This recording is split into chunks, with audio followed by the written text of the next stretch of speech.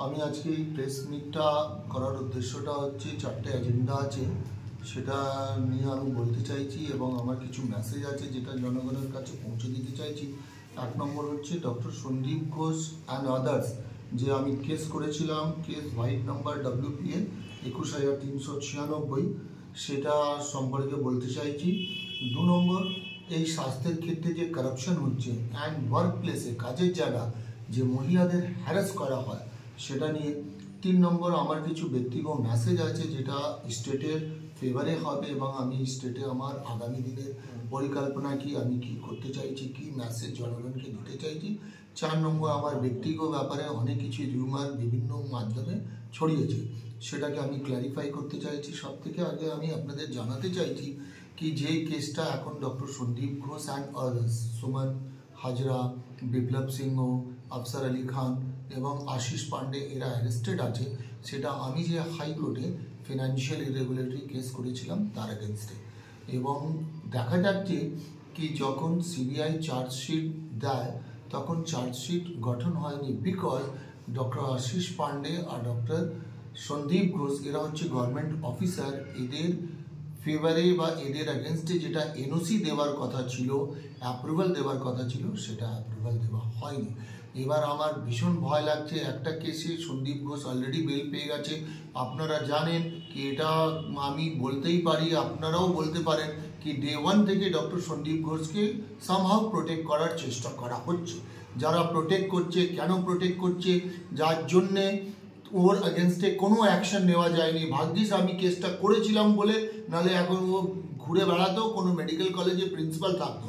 এখন আমার মেসেজ আছে, যদি স্টেট এনওসি না দেয়, অ্যাপ্রুভাল না দেয়, তাহলে এরকম জুভেনাইল ক্রিমিনাল ছাড় পেয়ে যাবে এবং অভয়া কোনোদিন বিচার পাবে না। অভয়ার জন্য আমরা সবাই লড়ছি, অভয়া জাস্টিস পাবে না। যেই কাজটা আমি করেছি এটা কিন্তু অনেক সাহসের দরকার ছিল। কেউ তখন যখন স্বাস্থ্য ভবনে আমি জানাই, যখন আরজি করে ছাত্রদের উপরে অত্যাচার হচ্ছিল, কেউ কিন্তু আওয়াজ তোলেনি। আমি আমার প্রাণকে হাতে রেখে, স্টেকে রেখে, আমার চাকরিটাকে দাওয়াতে লাগিয়ে আমি কেস করলাম। আমার কেসে ওরা অ্যারেস্ট হলো। এখন যদি ওরা এই এনওসি না দেওয়ার জন্য যদি বেল পেয়ে যায়, তারপরে দেখা গেল কি কারাপশন আরো প্রমোট হবে, আরো কারাপশন বাড়বে, দুর্নীতি বাড়বে, আরো ছাত্ররা মানে ভিক্টিমাইজ হবে। তো আমি যে কাজটা করেছি এটার জন্য আমার কিন্তু সম্মান পাওয়ার কথা। আমি একটা বড় দুর্নীতিকে এক্সপোজ করেছি, কিন্তু ইন লিউ অফ দ্যাট আমার পেছনে লাগা হচ্ছে, আমাকে বিভিন্ন রকম হ্যারাস করা হচ্ছে। আপনি জানেন 10 মাস ধরে আমার ফাইল, রেগুলারাইজেশন ফাইল স্বাস্থ্য ভবনে অফিসাররা ফেলে রেখেছে। আমি চেয়েছিলাম কি আমার ট্রান্সফার কলকাতার কাছাকাছি হয়, যাতে আমি এই লড়াইটা চালিয়ে যেতে পারি, স্বাস্থ্যর ক্ষেত্রে দুর্নীতি এই লড়াইটা লড়তে পারি, কিন্তু সেটা কোনো রকম আমি কোঅপারেশন পাচ্ছি না। এবার এখনো আমি বলতে পারি কি সন্দীপ ঘোষের ক্রিমিনালকে ডিপার্টমেন্ট সাপোর্ট করেই যাচ্ছে। ও যদি বেল পেয়ে যায় এটার জন্য পুরো রেসপন্সিবল হবে হেলথ ডিপার্টমেন্ট। এবার আপনারা ন্যায় করুন, জনতারা ন্যায় করুন, ওর কি বেল পাওয়ার কথা। এবার ডিলে হচ্ছে, সিবিআই এর আগে কথা উঠলো কি সিবিআই চার্জশিট দিচ্ছে না। এখন সিবিআই চার্জশিট গঠন করতে পারছে না, তার কারণ এনওসি দিচ্ছে না। আমি এরপরে আমার নেক্সট এজেন্ডা চলে যাব কারাপশন। প্রথমে কারাপশন, তারপর harassment of working woman at work place. আমি যেটা ফিল করলাম, রিয়েলাইজ করলাম, স্বাস্থ্য হেলথ ডিপার্টমেন্টে কারাপশন বেড়েই যাচ্ছে।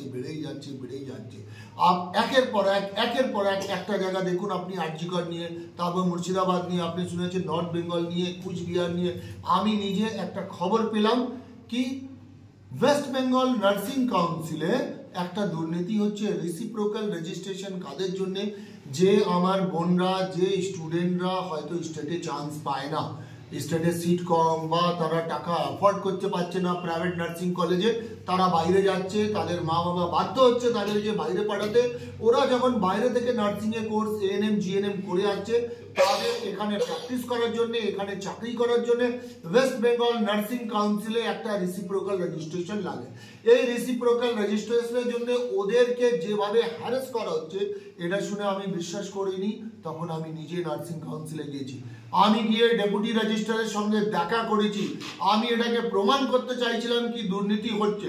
আমি সারাদিন ওখানে 11টা থেকে 5টা অবধি পড়েছিলাম, 4 বার ওনার সঙ্গে দেখা করেছি। কিসের জন্য? রেসিপ্রোকাল রেজিস্ট্রেশন রেজিস্ট্রেশনে অনলাইন অ্যাপ্লিকেশনে পরে একটা ভেরিফিকেশনের ডেট দিতে হয়। সেই ভেরিফিকেশনের ডেটের জন্যই ওখানে 8 থেকে 10,000 টাকা করে নেওয়া হচ্ছে একটা ক্যান্ডিডেটকে। নালে আপনি 6 মাস পরে ডেট পাবেন, আপনি 1 বছর পরে ডেট পাবেন। আমি রাজ্যর নজরে এটা আনতে চাইছি, এটা আমি জনগণের নজরে আনতে চাইছি। আমি যখন আরজি কর নিয়ে কমপ্লেন করলাম, আমাকেই তখন দোষী করে দিল, অথচ গভর্নমেন্ট কোনো অ্যাকশন নিল না।